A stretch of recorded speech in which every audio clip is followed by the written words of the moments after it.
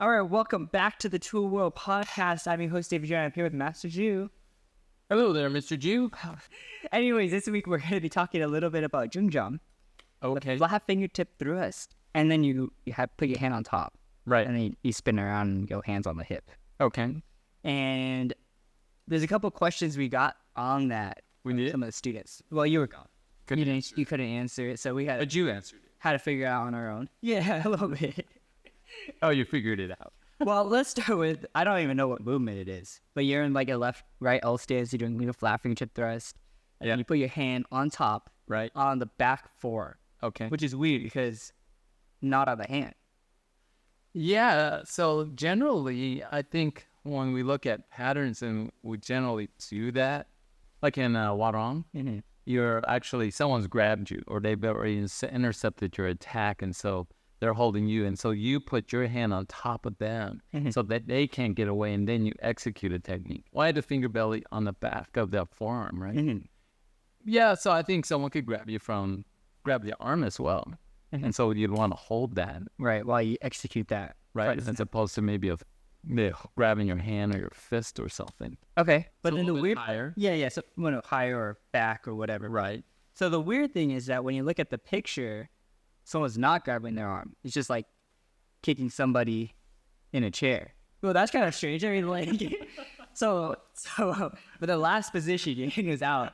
So you brought the other hand up and then kicked him in a chair. Well, we look at the pattern itself, right? You do a flat fingertip thrust and then you put your hand on the back and then you execute. The pattern to me would be an application where maybe you would execute the flat fingertip thrust, they grabbed your arm and then you grabbed their arm and executed things.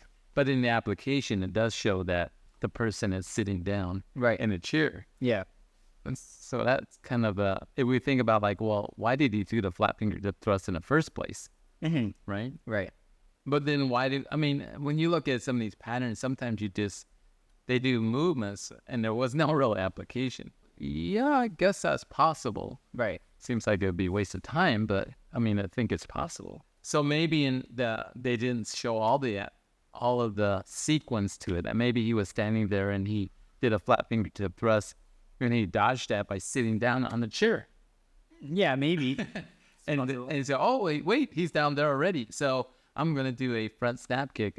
But since my hand's there, I'm just going to bring the other hand up and then pull it back as a more of a reaction hand. Right. But yeah, you could have gone, well, I think if you did from here, or you're in the flat fingertip thrust and your reaction hand was to kick and you could pull the right hand back. In this case, could have been left, right? Yeah. Are you utilizing both your arms? That's one of the training secrets of Taekwondo. What you want to do is action, reaction, whether it's a pulling back or whether it's pushing forward. Really what it is we're trying to get the whole body to move together. So my other hand's out as I bring the other hand in, and then I pull it back together as more of a reaction hand to the attack. Right. Possible. So it's interesting because also when you do that technique, the arms bend. And so if you look at like other... What I mean, what it is bent. So what I mean by that is like when I do the flat fingertip, my arm is straight. So I put my hand on top, and when I kick, the arm bends. Well, yeah, because you're kind of like bringing it in towards you, right? Is it because you're doing a reaction hand? Is it because you're bringing them in? Or is it because you don't want to leave the arm straight? Because if you look at like other front snap kicks, like let's say wedging block, the arms are already bent, and I could be possibly preventing somebody from continuing the grab. So I'm opening, holding, and kicking. But this is different because it's actually an attack. Most times we do like a front snap kick, we're actually after a block, like wedging block, rising block, circular block.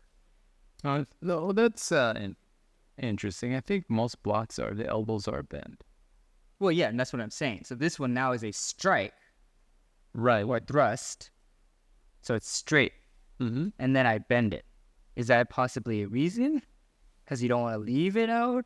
Or is it more like reaction hand? That's a good question because I remember seeing a post about something like that. That if you leave your arm out like that straight, and if you're, let's say, fighting I think it was guy that was MMA guy. He says that's a great opportunity to damage that elbow. And so you don't want it out there like that. And I would probably say that's maybe true, is that once you do an attack, like punching, you don't really hold it out there. We hold it out there for patterns for a brief second, but you wouldn't really want to hold it out there. And it's the same with kicks. You don't actually hold it out there. But you want to retract it. And why do you retract it? So they can't grab it.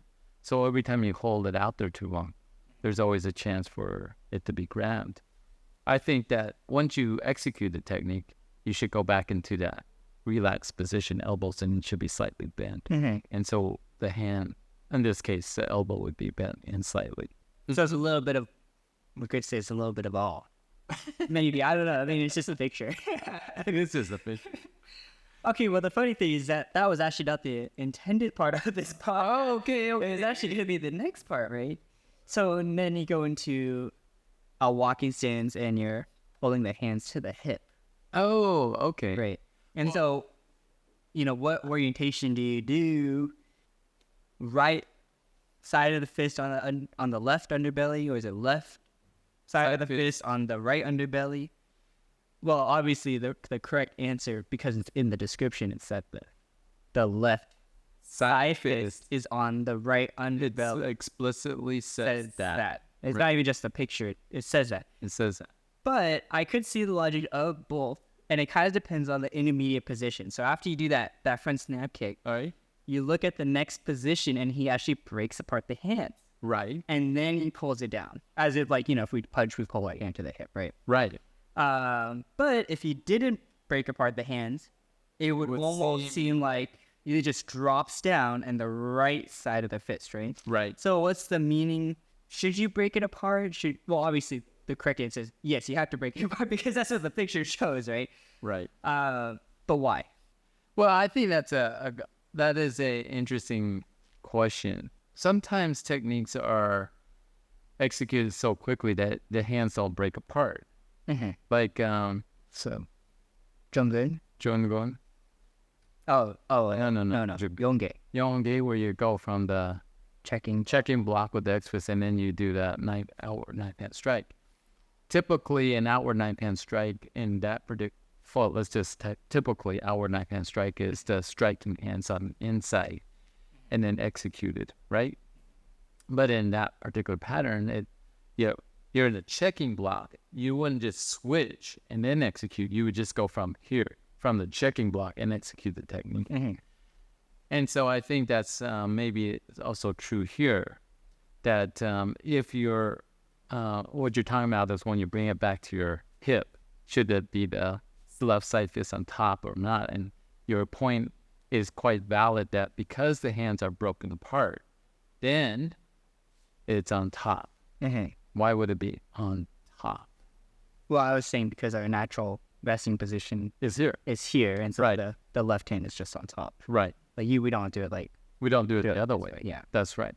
If it was, if you don't break the hands on break apart, then it would be more the other way, right. like what you were saying. I think it's the same kind of logic in that way. So it's how fast is it how fast? In some ways, it's how fast you go from the flat finger to pressing and down. Does it have to be quick or not quick? It's just a ready position. Right. It's not like an attack, right? And then you could go back and you could think about is it like warrior stance A or B? Well, that's still the same actually, because the left hand is like this.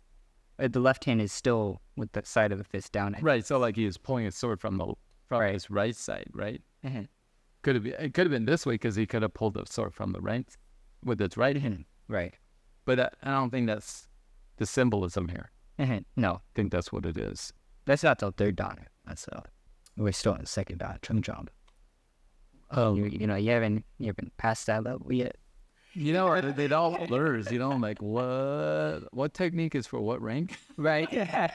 All right. I don't know. I'm just a white belt. Well, anyways, don't forget we got our. My way back. Yeah. Working our way. I'm never back to Tongyo. I'm not going to go the ninth and then have to work. I'm just going to start early and go work my way back. Oh yeah. Anyways, don't forget we got our summit coming up. I should have thrown that in halfway through. I was thinking about it, but I saw it on Commercial break. Yeah, I know, commercial break, but Not this time. so make sure to sign up. We're gonna see you guys next time, so don't forget to be safe Keep training. and have a great week. Take one.